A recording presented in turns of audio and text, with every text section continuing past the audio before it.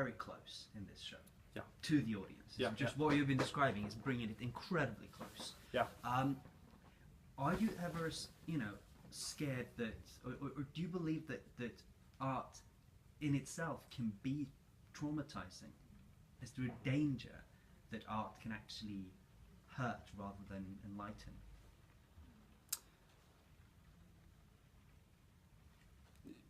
Yes. Yes, I do. I think, but I also think it sometimes can hurt and then enlighten. And I sometimes think that necessarily not every hurt is negative, but I think I remember this thing from, it was from the Storytelling and Philosophy Festival some years back. It was not the year I was there, but I heard about it from the people who participated the year before, before I was there. And then there was a meeting between philosophers and storytellers. And one philosopher, he said, he was very, very, almost like, not aggressive, but he was really disturbed because he had heard a lot of these stories. And he said, you should really be careful about what stories you tell, because storytelling is very emotionally manipulative. He said that. And that, even though I wasn't there, but I heard it referenced, it made me really think, and I think he's right, that there's a responsibility. I mean, the propaganda is storytelling, and it's because and storytelling is used, the stories we tell about the world, and the stories the big corporations tell, I mean, everything, that's not, of course, art in itself, but it's also using stories to manipulate advertising and all these things. So, and we were also, I mean, it's also for Amir, because in the beginning we were really, really scared, as you well might remember sometimes, that are we pushing him too far? Because suddenly he gets all these repressed memories out, he doesn't sleep, he's shaking during the night, and his wife or his girlfriend has to hold him very tight. That's the only time he relaxes. He didn't almost sleep for over a week. And later, but I kept on having this belief, which I hoped was right, that by kind of like being there, pushing him to go through this, it has a greater opportunity to heal. This was my belief, not having gone through a war zone at all. And I remember also that during he said, that was just a year ago, or a year and a half ago, he said that I'm not sure if I can do this anymore, because at one point when we go in and describe the bodies piling up of his friends and the smell and these very clear details, it was as if he was there. He was brought back and he got a panic anxiety attack that lasted for a couple of like a minute. He was shaking. Then I took over, so I didn't notice that, but he was actually needed the time to get back to himself. And he said, I'm not sure if I can do this anymore. But then it went through and he said, now it's okay. I'm through that now. But that was quite a big question. Would that be too traumatizing for him? And it was traumatizing for him in a way, because he was reliving his trauma. But of course that was as an actor. But it actually went better afterwards. But I think when dealing with, but it's like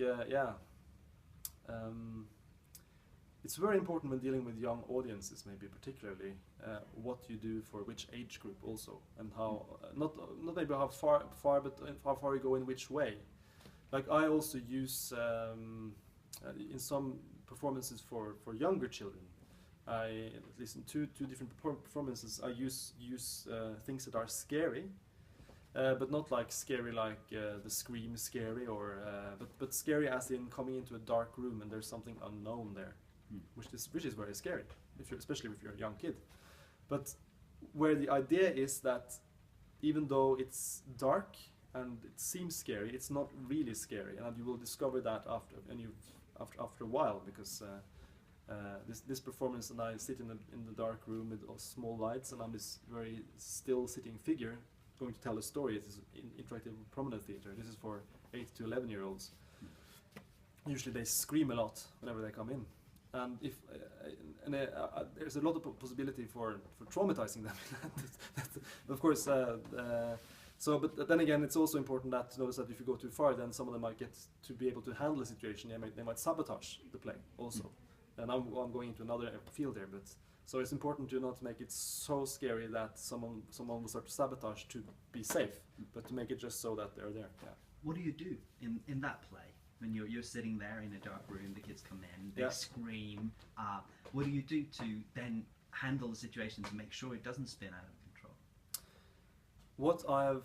It has been a trial and error, which is my advantage from just being a playwright. I'm actually a playwright. I'm writing my material and performing it myself, so I can adapt it. But now I've been doing this performance for a long time, and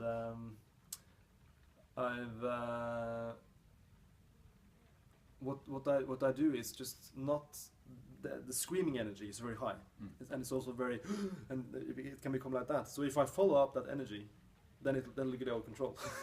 You can't do that. You can't go, oh, if you go like that, it'll be, and also I will destroy my own the magic of it. So I am when I hear the screaming, I just keep totally calm, and then I look up and I just do, because I started with this very simple. I have this rock with a hole through it, which is an important symbol and prop. And then I look at every single one of them through that, and that when I do that, it's not threatening. And when I do that, it's like a piece of focus. So I make sure I look at every single one, and then when every single one has been seen somehow, and this is like for smaller, it's like a maximum 12 at a time. So it's very, very interactive too. So that's a way of just choosing to say, to create the focus at once, and then starting very slow. And then they realize also it's not scary, but then they are more intrigued because they're wondering this mystery. Why is he doing that? So you change the focus from this is scary to what is this? And it's enough. So the question comes from the search or the object of attention, focusing away the object of attention from the scary part to this actual, very concrete and very slow, methodical thing. That's what I started doing after a while. Didn't do it the first time because it was a trial and error thing. We also developed the plays. It was interactive with the target group a lot. But it's and also, but sometimes also if they're very, very, I'll just go. I also just go like this, very, very calmly, and usually that works. The one time it didn't work so well was when I was with kids in Palestine, and suddenly I had to do this job because my Arabic replacement, couldn't go into Eastern Jerusalem because it was Independence Day. So then I had to do it on the fly, and I was trying a mix of Arabic and English, and it was full lighted because I couldn't. So so then of course when there was a full light on and nothing of the ordinary things were done, then the kids came in and started looking underneath and destroying the magic at once. so then it was a totally different. Which he knew how to handle, but I had no experience with that kind of situation. So it's different. Yeah.